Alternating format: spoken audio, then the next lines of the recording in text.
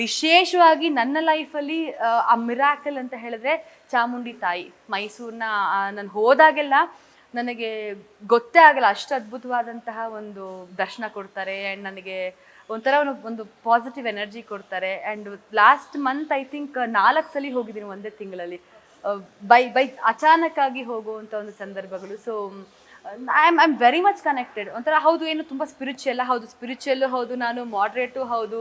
And I think ಒಂಥರ ನನ್ನದೇ ಬೇರೆ ಲೈಫ್ ಸ್ಟೈಲ್ ಇರೋದ್ರಿಂದ ನನಗೆ ಏನೇ ಕಷ್ಟ ಸುಖಗಳು ಬಂದರೆ ಎಸ್ಪೆಷಲಿ ನಾನು ದೇವ್ರ ಹತ್ರ ಮಾತಾಡೋ ಅಭ್ಯಾಸ ಇದೆ, ಅಥವಾ ಏನೋ ಒಂದು ಶೇರ್ ಮಾಡ್ಕೊಳೋ ಅಭ್ಯಾಸ. ಎಷ್ಟೋ ನಿರಾಳ ಆಗುತ್ತೆ ಆ ತಾಯಿ ನೋಡ್ತಾ ಇದ್ರೆ. ಆ್ಯಂಡ್ ಇವನ್ ಬಾಬಾ ದೇವಸ್ಥಾನಕ್ಕೆ ಹೋಗ್ತಿರ್ತೀನಿ ನಾನು ಗುರುವಾರ. I think I follow these many things. So ಈ ಬಂಡೆ ಮಹಾಕಾಳಮ್ಮ ದೇವಸ್ಥಾನಕ್ಕೆ ಅವಾಗಲೇ ಹೇಳಿದಾಗ 10 ವರ್ಷದಿಂದ ನಾನು ಬರ್ತಾನೆ ಇದ್ದೀನಿ. ಸೊ ದೇವರು ನನ್ನ ಜೀವನ ಯಾವತ್ತೂ ದೂರ ಆಗಿಲ್ಲ. ಏನೇ ಇದ್ರೂ ನಾನು ಇಲ್ಲಿ ಓಡ್ ಬರ್ತೀನಿ ಅಂತ ಹೇಳ್ಬೋದು. ಈಗ ನೀವು ನಾನು ದೇವ್ರ ಮುಂದೆ ಕೂತ್ಕೊಂಡು ಬಂದಾಗ ನಾನು ಹೇಳ್ತೀನಿ, ಮಾತಾಡ್ತೀನಿ ದೇವ್ರ ಜೊತೆ ಅನ್ನುವಂಥ ವಿಚಾರಗಳನ್ನ ಹೇಳ್ತಾ ಸಣ್ಣಗೆ ಹಂಗೆ ನಿಮ್ಮ ಕಣ್ಣಲ್ಲಿ ಕಣ್ಣೀರು ಬಂತು, ಭಾವುಕರಾಗುವಂಥ ಕ್ಷಣ. ಮಾತಾಡ್ತೀನಿ ಅಂತಂದ್ರೆ ಎಲ್ಲರ ಲೈಫಲ್ಲೂ ಕಷ್ಟಗಳಿರುತ್ತೆ. ಸೆಲೆಬ್ರಿಟಿ ಅಂದಾಕ್ಷಣ ಅವ್ರಿಗೇನು ಗುರು ಕಷ್ಟ ಇರಲ್ಲ, ಗ್ಲಾಮರ್ಸ್ ಆಗಿರ್ತಾರೆ, ಬಿಂದಾಸ್ ಲೈಫ್ ಲೀಡ್ ಮಾಡ್ತಾರೆ, ರಾಯಲ್ ಲೈಫು ಅಂತ. ರೂಪಿಕಾಗೆ ತುಂಬಾ ಕಷ್ಟ ಬಂದಾಗ ಮಾತ್ರನಾ, ಅಥವಾ ಸಂತೋಷವಾಗಿದ್ದಾಗ್ಲೂ ಕೂಡ ಆ ತಾಯಿಗೆ ಆಯ್ತು ನಾನು ನನ್ನ ಕಷ್ಟಗಳೆಲ್ಲ ಬಗೆಹರಿಸ್ತೆ ಅನ್ನುವಂಥ, ಅಂದ್ರೆ ಒಂದು ಕೃತಜ್ಞತೆ ಸಲ್ಲಿಸೋಕ್ಕೂ ರೂಪಿಕಾ ಈ ಸನ್ನಿಧಿಗೆ ಬರ್ತಾರ? ಮತ್ತೆ ಅಮ್ಮನವ್ರ ಜೊತೆ ವಿಶೇಷವಾಗಿ ಏನನ್ನು ಬೇಡ್ತಾರೆ ಅನ್ನುವಂಥದ್ದು ಕುತೂಹಲ. ನನಗೆ ಏನೇನೋ ಲಿಸ್ಟ್ ಇರುತ್ತೆ ಗೊತ್ತಾ. ನಂದೊಂಥರ ಹೆಂಗೆ ಅಂದ್ರೆ ಏನೇನೋ ಕೇಳಬೇಕು ಅಂತ ಪಟ್ಟಿ ಹಾಕೊಂಡು ಬರ್ತೀನಿ, ಆದರೆ ಅಮ್ಮನ ಮುಂದೆ ಅಥವಾ ದೇವ್ರ ಮುಂದೆ ಬಂದು ಕೇಳ್ಕೊಂಡಾಗ ಬ್ಲ್ಯಾಂಕ್ ಆಗಿಬಿಡ್ತೀನಿ, ಏನು ಕೇಳಬೇಕು ಅಂತ ಗೊತ್ತಾಗಲ್ಲ. ಸೊ ಎಲ್ಲರಿಗೂ ಒಳ್ಳೇದು ಮಾಡಮ್ಮ, ನನಗೆ ಏನು ಮಾಡಬೇಕು ಅಂತ ಅನ್ಕೊಂಡಿದ್ಯೋ ದಯವಿಟ್ಟು ಅದನ್ನು ಒಳ್ಳೆ ರೀತಿಯಲ್ಲಿ ಬೇಗ ಮಾಡು ಅಂತ ಕೇಳ್ತೀನಿ ಅಷ್ಟೇ. ಬಟ್ ನನಗೆ ಆ್ಯಸ್ ಯು ಸೆಡ್, ನಿಮಗೆ ಗೊತ್ತಿರುತ್ತೆ, ನೀವು ಹತ್ತಿರದಿಂದ ನೀವು ಸಿನಿಮಾದವ್ರನ್ನ ನೋಡಿರ್ತೀರ. ಆ್ಯಂಡ್ ನಿಮಗೆಲ್ಲ ಪರ್ಸ್ನಲಿ ಎಕ್ಸ್ಪೀರಿಯನ್ಸ್ ಆಗಿರುತ್ತೆ.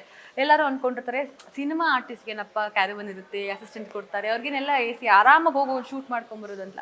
ನಮಗೂ ನಾನು ಇನ್ನೊಂದು ಯಾವುದೋ ಒಂದು ಸಂದರ್ಭದಲ್ಲಿ ಒಂದು ಮಾತು ಹೇಳ್ತಾ ಇದ್ದೆ, ನಮ್ಗೆ ಏನೇ ಕಷ್ಟಗಳಿದ್ರು ಅದನ್ನು ತೆರೆ ಮೇಲೆ ತೋರಿಸ್ಕೊಳ್ಳದೆ ನಟನೆ ಮಾಡೋದಿದೆಯಲ್ಲ, that is a very great challenge. ಇವಾಗ ಫಾರ್ ಎಕ್ಸಾಂಪಲ್ ನಮ್ಮ ಲೈಫಲ್ಲಿ ಏನೋ ಒಂದು ಇನ್ಸಿಡೆಂಟ್ಸ್ ನಡೀತಾ ಇರುತ್ತೆ, ಆದ್ರೆ ಏನೋ ದುಃಖ ಆಗಿರುವಂತಹ ಒಂದು ಇನ್ಸಿಡೆಂಟ್ ಆಗಿರ್ಬೋದು, ನಮಗೆ ಆಗಲ್ಲ ಅದು ಆಘಾತಕರ ತರುವಂತಹ ಒಂದು ಇನ್ಸಿಡೆಂಟ್ ಆಗಿರ್ಬೋದು. ಅದು ಯಾವುದು ನಾವು ತಲೆಯಲ್ಲಿ ಇಟ್ಕೊಳ್ದೇನೆ ಜನಕ್ಕೆ ನಾವು ನಗ್ನಗ್ತಾ ಒಂದು ನಮ್ಮ ಪಾತ್ರವನ್ನು ನಿಭಾಯಿಸ್ಬೇಕು, ಅಥವಾ ಕೊಟ್ಟಿರುವಂಥ ಒಂದು ಸನ್ನಿವೇಶನ ಆ್ಯಕ್ಟ್ ಮಾಡಿ ನಾವು ಕ್ಯಾಮ್ರಾ ಮುಂದೆ ತುಂಬ ನಾರ್ಮಲ್ ಆಗಿ ಬಿಹೇವ್ ಮಾಡೋದಿಲ್ಲ, ಆರ್ಟಿಸ್ಟ್ನ ದೊಡ್ಡ ಚಾಲೆಂಜ್ ಅಂತ ಹೇಳೋಕ್ಕೆ ಇಷ್ಟಪಡ್ತೀನಿ. ಸೊ ಐ ಥಿಂಕ್ ಕಲಾವಿದೆ ಆಗಿರೋದೇ ನನ್ನ ಪುಣ್ಯ. ಎಷ್ಟೋ ಜನಕ್ಕೆ ಈ ಪುಣ್ಯ ಸಿಗಲ್ಲ. ಅದು ಐ ಥಿಂಕ್ ಇದು 15ನೇ ವರ್ಷ ನಾನು ನಾಯಕ ನಟಿಯಾಗಿರೋದು. ಆ್ಯಂಡ್ ಇದಕ್ಕಿಂತ ಮುಂಚೆ ಬಾಲನಟಿ ಆಗಿದ್ದೆ. ಆ್ಯಂಡ್ ನಾನು ಒಂದಷ್ಟು ಡ್ಯಾನ್ಸಿಂಗ್ ಕಾರ್ಯಕ್ರಮಗಳನ್ನ ಕೊಟ್ಟಿದ್ದೆ, ಅಂತಾರಾಷ್ಟ್ರೀಯ ಮಟ್ಟದಲ್ಲೆಲ್ಲ ಈಗ ಇದನ್ನ ನೀವು ಹೇಳಕ್ ಮುಂಚೆ ನಾನು ಹೇಳಬೇಕು. 9ನೇ ವಯಸ್ಸಿಗೆ ರೂಪಿಕಾ ಬಾಲನಟಿಯಾಗಿ ಕಿರುತೆರೆಗೆ ಎಂಟ್ರಿ ಕೊಡ್ತಾರೆ. 14-15 ಸೀರಿಯಲ್ ಮಾಡ್ತಾ ಇದ್ದಾರೆ. ಅಟ್ ಪ್ರೆಸೆಂಟ್ ಕೂಡ ಸೀರಿಯಲ್ ಮಾಡ್ತಾ ಇದ್ದಾರೆ. ಬಣ್ಣದ ಜಗತ್ತಿನಲ್ಲಿ ವಿತೌಟ್ ಗಾಡ್ ಫಾದರ್ ಇಲ್ಲದೆ ಇಂಡಸ್ಟ್ರಿಗೆ ಬಂದು ಬಹುಮುಖ ಪ್ರತಿಭೆಯಾಗಿ ತನ್ನ ಅಭಿನಯದಿಂದಲೇ ಚಾಪನ್ನು ಮೂಡಿಸೋದಿದೆಯಲ್ಲ, ಅದು ಅಷ್ಟು ಸುಲಭದ ಕೆಲಸ ಅಲ್ಲ. ಕನ್ನಡ ಚಿತ್ರರಂಗದಲ್ಲಿ ಒಬ್ಬ ನಟಿಯಾಗಿ ಯಾವುದಾದ್ರೂ ಒಂದು ಚಾಲೆಂಜಿಂಗ್ ಪಾತ್ರ ಅಂತ ಬಂದಾಗ ನಿಜವಾಗ್ಲೂ ಅಫ್ಕೋರ್ಸ್ ರೂಪಿಕಾ ನೆನಪಾಗ್ತಾರೆ. ಪಾತ್ರಗಳ ಆಯ್ಕೆಯಲ್ಲಿ ತುಂಬ ಚೂಸಿ, ಸಿನಿಮಾ ಸೀರಿಯಲ್ ಹೀಗೆ ಒಟ್ಟೊಟ್ಟಿಗೆ ಬದುಕನ್ನು ನಡೆಸ್ಕೊಳ್ಳೋದ್ರ ಜೊತೆಗೆ ಗೆಜ್ಜೆ ಅನ್ನುವಂಥ ಒಂದು ಡಾನ್ಸ್ ಸ್ಟುಡಿಯೋ ನಡೆಸ್ತಾ ಇದ್ದಾರೆ, ಸಾಕಷ್ಟು ಇವೆಂಟ್ಗಳನ್ನು ಮಾಡ್ತಾ ಇದ್ದಾರೆ. ಸೊ ತಮ್ಮದೇ ಆದಂಥ ಒಂದು ಏನು ಹೇಳ್ತಾರೆ ಸಕ್ಸಸ್ಫುಲ್ ಕರಿಯರ್ನ ಕಟ್ಕೊಂಡಿದ್ದಾರೆ. ಅದು ಯಾರು ಕೂಡ ವಿತೌಟ್ ಗಾಡ್ ಫಾದರ್ ಇಲ್ಲದೆ ಅವರು ಕನ್ನಡ ಚಿತ್ರರಂಗದಲ್ಲಿ ತಮ್ಮ ಸೆನ್ಸೇಷನ್ ಕ್ರಿಯೇಟ್ ಮಾಡಿದವರು ಮತ್ತು ಶೈನ್ ಆದವರು ನಮ್ಮ ರೂಪಿಕಾ. ಅಟ್ ಪ್ರೆಸೆಂಟ್ ಇವಾಗ ನಾವು ಸನ್ನಿಧಿಯಲ್ಲಿ ಇರೋದ್ರಿಂದ ಸನ್ನಿಧಿಗೆ ಕನೆಕ್ಟ್ ಆಗುವಂಥ ವಿಚಾರಗಳನ್ನ ಮಾತಾಡಬೇಕು ಅನ್ನೋಂಥದ್ದು. ಸೊ ಈ ಒಂದು ದೇವಸ್ಥಾನಕ್ಕೆ ಕನ್ನಡ ಚಿತ್ರರಂಗದ ಬಹುತೇಕ ಸೂಪರ್ ಸ್ಟಾರ್ಗಳು ಬರ್ತಾರೆ, ಅದರಲ್ಲಿ ನೀವು ಒಬ್ಬರು ಕೂಡ. ಸೊ ಈ ಸನ್ನಿಧಿಗೆ ಬಂದು ಕೂತಾಗ ಯಾವುದೋ ಒಂದು ಮಿರಾಕಲ್ ನಡೆದಿರುತ್ತೆ ನಿಮ್ಮ ಲೈಫಲ್ಲಿ. ಬರೀ ಕಷ್ಟಕ್ಕೆ ಯಾರೋ ಒಬ್ರು ಹೇಳಿದಾಗಲೇ ಬರ್ಲಿಕ್ಕೆ ಸಾಧ್ಯ. ನನ್ನ ಲೈಫಲ್ಲಿ ಏನೋ ಸರಿ ಹೋಗ್ತಾ ಇಲ್ವಲ್ಲ, ಏನಾದರೂ ಒಂದು ಎಲ್ಲ ಸರಿ ಹೋಗಬೇಕು, ನಾನು ಒಂದು ಸ್ಟೇಬಲ್ ಆಗಿ ನಿಲ್ಲಬೇಕು ಅಂತ ಅಂದಾಗ, ಸೊ ಇಲ್ಲಿ ಬಂದು ಹೋದಾಗ ಎಷ್ಟು ಸಲ ಬಂದು ಹೋದ್ಮೇಲೆ ನಿಮ್ಮ ಲೈಫು ಬದಲಾಗ್ತಾ ಹೋಯ್ತು, ಅಥವಾ ಇಲ್ಲಿ ಬಂದಾಗ ಯಾವುದೋ ಒಂದು ಮಿರಾಕಲ್ ಆಯಿತು, ಒಂದು ಬದಲಾವಣೆ ಆಯಿತು ಅಂತ ಪವಾಡ ನಡೀತು ಅಂದರೆ ಯಾವ ಡೇ ಯಾವ ವರ್ಷ ಅನ್ನೋದು? ಖಂಡಿತ ಹೌದು. ನನ್ನ ಲೈಫಲ್ಲಿ ತುಂಬ ಜನಕ್ಕೆ ಈ ವಿಚಾರ ಗೊತ್ತಿಲ್ಲ. I think first time guarantee ನ್ಯೂಸ್ಗೆ ನಾನು ಶೇರ್ ಮಾಡ್ಕೊಳ್ತಿರೋದು. ನನ್ನ ಒಂದು ಐ ಥಿಂಕ್ ಬಿಫೋರ್ ಕೋವಿಡ್ ನನಗೊಂದು ಸ್ವಲ್ಪ ಆರೋಗ್ಯದಲ್ಲಿ ಸಮಸ್ಯೆ ಇತ್ತು ನನಗೆ. ಅಂದರೆ ಹೆಂಗೆ ಅಂದರೆ ಒಂದು ಆಗಿನ್ನ ಒಂದು ಕೋವಿಡ್ ಅಲ್ಲೇ ಸ್ಟಾರ್ಟ್ ಆಗಿತ್ತು. ಆ ಟೈಮಲ್ಲಿ ಏನಾಯಿತು ಅಂತ ಹೇಳಿದ್ರೆ ನನಗೆ ಯಾವುದೋ ರಾಂಗ್ ಡಯಾಗ್ನೈಸ್ ಮಾಡಿ ನನಗೆ ಸ್ಟ್ರಾಂಗ್ ಟ್ಯಾಬ್ಲೆಟ್ನ ಕೊಟ್ಟು ಒಂದು ಇದು ನಾನು ಅದನ್ನು 1-2 ದಿನ ಕನ್ಸ್ಯೂಮ್ ಮಾಡಿದಾಗಲೇ ಐ ವಾಸ್ ಟೋಟಲಿ ಇಲ್ಲ. ನೀರು ಕುಡಿದ್ರು ನನಗೆ ಆಗ್ತಾ ಇರಲಿಲ್ಲ, ವಾಮಿಟ್ ಆಗ್ತಾ ಇತ್ತು, ತಿಂದರೂ ವಾಮಿಟ್ ಆಗ್ತದೆ. 2-3 ದಿನ ಬರೀ ನಾನೇನು ತಿಂದೇ ಮಾಡ್ದೇ ಇದ್ದೀನಿ. ಸೊ ಈ ಒಂದು ಟೆನ್ಷನಲ್ಲಿ ಆ್ಯಂಡ್ ಅಕ್ಕಪಕ್ಕದಲ್ಲಿ ನೋಡಿದ್ರೆ ಎಲ್ಲ ಕಡೆ ಕೋವಿಡ್ ಕರೋನಾ ಅಂತ ಒಂದು ದೊಡ್ಡ ಒಂದು ಎಲ್ಲೋ ಒಂದು ಅಲೆನ ಹರಡ್ತಾ ಇತ್ತು. ಸೊ ಆ ಟೈಮಲ್ಲಿ ಏನು ಮಾಡಬೇಕು ಅಂತ ಗೊತ್ತಾಗ್ತಿಲ್ಲ. ಯಾವುದೇ ಹಾಸ್ಪಿಟ್ಲಿಗೆ ಕರ್ಕೊಂಡು ಹೋಗಲಿ, ಇಲ್ಲ ನಾರ್ಮಲ್ ಆಗಿದ್ದಾರೆ, ಗ್ಯಾಸ್ಟ್ರಿಕ್ ಟ್ಯಾಬ್ಲೆಟ್, ಒಂದು ಹಾಸ್ಪಿಟ್ಲಲ್ಲಿ ಗ್ಯಾಸ್ಟ್ರಿಕ್ ಟ್ಯಾಬ್ಲೆಟ್ ಏನೂ ಇಂಪ್ರೂವ್ಮೆಂಟ್ ಇಲ್ಲ, ಇನ್ನೊಂದು ಹಾಸ್ಪಿಟ್ಲಿಗೆ ಹೋದೆ ಅಲ್ಲೇನು ಇಂಪ್ರೂವ್ಮೆಂಟ್ ಇಲ್ಲ. ಸೊ ಈ ಥರ ಹಾಸ್ಪಿಟ್ಲ್ ಬದಲಾಗ್ತಿತ್ತೆ ಹೊತ್ತು ನನ್ನ ಆರೋಗ್ಯದಲ್ಲಿ ಏನು ಬೆಳವಣಿಗೆ ಕಾಣಿಸ್ತಾ ಇರಲಿಲ್ಲ, ಏನು ಇಂಪ್ರೂವ್ಮೆಂಟ್ ಕಾಣಿಸ್ತಾ ಇರಲಿಲ್ಲ. ಸೊ ನನಗೆ ಬರ್ತಾ ಇನ್ನು ನನಗೆ ಏನು ಕಾನ್ಫಿಡೆನ್ಸ್ ಹೋಗ್ತಾ ಇತ್ತು, ಏನಾಗ್ತಾ ಇದೆ ಬಿಟ್ ಎಲ್ಲ ಕಡೆ ಡಯಾಗ್ನೋಸ್ ಚೆನ್ನಾಗಿದೆ, ರಿಪೋರ್ಟ್ ಎಲ್ಲ ನಾರ್ಮಲ್ ಇದೆ, ಆರಾಮಾಗಿದ್ದಾರೆ ಅಂತ. ಬಟ್ ನನಗೇನು ತಿನ್ನೋಕ್ಕಾಗ್ತಿರ್ಲಿಲ್ಲ ಆ್ಯಂಡ್ ಮಲ್ಕೊಳಕ್ಕಾಗ್ತಾ ಇರಲಿಲ್ಲ. ಐ ಹ್ಯಾಡ್ ದಟ್ ಒಂಥರ ಫಿಯರ್, ಒಂಥರ ಆಂಗ್ಸೈಟಿ ಶುರು ಆಗೋಕ್ಕೆ ಸ್ಟಾರ್ಟ್ ಆಯಿತು. ಆ್ಯಂಡ್ ಇದು ಹೇಳಿದ್ರೆ ತುಂಬಾ ಸರ್ಪ್ರೈಸ್ ಅನಿಸ್ಬೋದು, ಸತತವಾಗಿ ಒಂದು ಪೀಸ್ಫುಲ್ ಸ್ಲೀಪ್ ಇಲ್ಲದೆ 10 ದಿನ ಇದ್ದೀನಿ ನಾನು. ನನಗೆ ಆ ಟೈಮಲ್ಲಿ ನನಗೆ ನಿದ್ದೆ ಬರ್ತಾ ಇರಲಿಲ್ಲ, ಒಂಥರ ಭಯ ಶುರು ಆಗೋದು. ರಾತ್ರಿ ಆದರೆ ನನಗೆ ಒಂಥರ ಯಾಕಾದರೂ ರಾತ್ರಿ ಆಗುತ್ತೋ ಈ ಥರ ಎಲ್ಲ ಒಂಥರ ನನಗೆ ಆ ನೆಗೆಟಿವ್ ವೈಬ್ರೇಷನ್ ಸ್ಟಾರ್ಟ್ ಆಯಿತು. ಆಗ ನನಗೆ ಒಬ್ಬರು ಸಜೆಸ್ಟ್ ಮಾಡಿದ ಥರ ಬಂಡಿ ಮಹಾಕಾಳಮ್ಮನ ದೇವಸ್ಥಾನಕ್ಕೆ ಹೋಗಿ ಅಲ್ಲಿ ತಡೆ ಓಡಿಸ್ಕೊಂಡು ಬನ್ನಿ, ಖಂಡಿತವಾಗ್ಲೂ ಒಂದು ವಾರ ಆದಮೇಲೆ ನಿಮ್ಗೊಂದು ಪ್ರೊಸೀಜರ್ ನಿಮ್ಗೆ ಗೊತ್ತಾಗುತ್ತೆ ಅಂತ. ಒಂದ್ಸಲಿ ಬಂದಾದ್ಮೇಲೆ 1 ವಾರಕ್ಕೆ ತಡೆ ಹೊಡಿಸ್ಕೊಂಡು ಹೋದೆ. ಅದಾದಮೇಲೆ 1-2 ದಿನಕ್ಕೆ ಬಂದು ದೀಪ ಹಚ್ಚಿದೆ. ಐ ಥಿಂಕ್ ಗ್ರ್ಯಾಜುಯಲಿ ಹೋಗ್ತಾ 2 ತಿಂಗಳಲ್ಲಿ I got totally recovered. And ನಿಮ್ಮ ಮುಂದೆ ಬಂದು ನಾನು ತಿರ್ಗಾ ಇದ್ದೀನಿ. ಬಿಕಾಸ್ ನಮ್ಮ ಮನೇಲಿ ಹೋಪ್ಸೇ ಬಿಟ್ಬಿಟ್ಟಿದ್ರು ಮೋಸ್ಟ್ಲಿ ಇವಳು ಏನಾಗುತ್ತೋ ಆ ಒಂದು ಮಟ್ಟಕ್ಕೆ ಹೋದಾಗ ನನ್ನ ಲೈಫಲ್ಲಿ ಐ ಥಿಂಕ್ ಈ ತಾಯಿ ನನಗೆ ಶಕ್ತಿ ದೇವತೆ ಆಗಿ ಬಂದು ನನಗೆ ಟೈಮಲ್ಲಿದ್ದಾರೆ. ಆ್ಯಂಡ್ ಎಷ್ಟೋ ಸಲ ಮನಸ್ಸಿಗೆ ಬೇಜಾರು ಅನ್ನಿಸ್ದಾಗಲೂ ಹೌದು, ನಾನು ಬಂದಿರೋ ಉದಾಹರಣೆಗಳಿದೆ. ಬಂದು ತಾಯಿನ ನೋಡ್ಕೊಂಡು ಹೋದರೆ ನನಗೆ ಆ ಒಂದು ಎನರ್ಜೈಸ್ ಆಗುವಂಥ ಒಂದು ಸಂದರ್ಭಗಳಿದೆ. ಸೊ ಇಷ್ಟೆಲ್ಲ ನನ್ನ ಲೈಫಲ್ಲೇ ಪವಾಡ ಆಗಿದ್ದಾಗ ಇದು ನನ್ನ ಒಂದೇ ಒಂದು 1% ಉದಾಹರಣೆ ಇರ್ಬೋದು.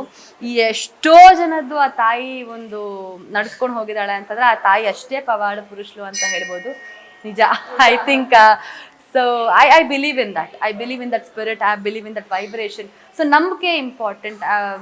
ನಂಬಿ ನಾವೇನೇ ಕೆಲಸ ಮಾಡಿದ್ರು, ಶ್ರದ್ಧೆಯಿಂದ ನಾವು ಮಾಡಿದ್ರು, ಐ ಥಿಂಕ್ ಆ ತಾಯಿ ನಮ್ಮ ಕೈ ಹಿಡಿತಾಳೆ ಅಂತ ಹೇಳ್ಬೋದು. ಆ್ಯಂಡ್ ನೀವು ಆಗಲೇ ಕೇಳಿದ್ರಿ ಬರೀ ದುಃಖದಲ್ಲಾದಾಗ ಬಂದು ನಾವು ನಮಸ್ಕಾರ ಮಾಡ್ಕೊಳ್ಳೋ, ಖಂಡಿತವಾಗ್ಲೂ ಇಲ್ಲ. ಖುಷಿ ಆದಾಗಲೂ ಬಂದು ತೋಡ್ಕೊಳ್ಳೋಕ್ಕೆ ನಾನು ಇಲ್ಲಿ ಬರ್ತಿರ್ತೀನಿ ಅಂತ ಹೇಳ್ತೀನಿ. ಮೇಡಮ್, ಅವಾಗಲೇ ಹೇಳ್ತಾ ಇದ್ರಿ ತಡೆ ಒಡೆಯೋದು ಅಂತ ಹೇಳ್ಬಿಟ್ಟು. ಸೊ ನೀವು ಇಷ್ಟು ಚೆನ್ನಾಗಿ ರೆಡಿ ಆದರೆ ಎಲ್ಲ ಕಾರ್ಯಕ್ರಮಗಳಲ್ಲೂ ಇಷ್ಟೇ ಬೊಂಬೆ ಥರನೇ ಕಾಣ್ತಾ ಇರ್ತೀರಾ. ಸೊ ಅಫ್ಕೋರ್ಸ್ ಇದೇನು ಉತ್ಪ್ರೇಕ್ಷೆಗಲ್ಲ, ಚನ್ನಪಟ್ಟಣದ ಬೊಂಬೆ ಅಂದರೆ ಬಹುಶಃ ತಪ್ಪಾಗ್ಲಿಕ್ಕಿಲ್ಲ. ಯಾಕಂದರೆ ಸ್ಲಿಮ್ ಆಗಿರಬೇಕು, 0 ಸೈಜ್ ಫಿಗರ್ ಮೇಂಟೈನ್ ಮಾಡಬೇಕು ಅಂತ ಏನಿಲ್ಲ. ಚಬ್ಬಿ ಲುಕ್ನಲ್ಲಿದ್ದರು ನಮ್ಮ ಹುಡುಗಿರು, ನಮ್ಮ ಚಂದನದ ಗೊಂಬೆ ನೋಡ್ಲಿಕ್ಕೆ ತುಂಬ ಸುಂದರ.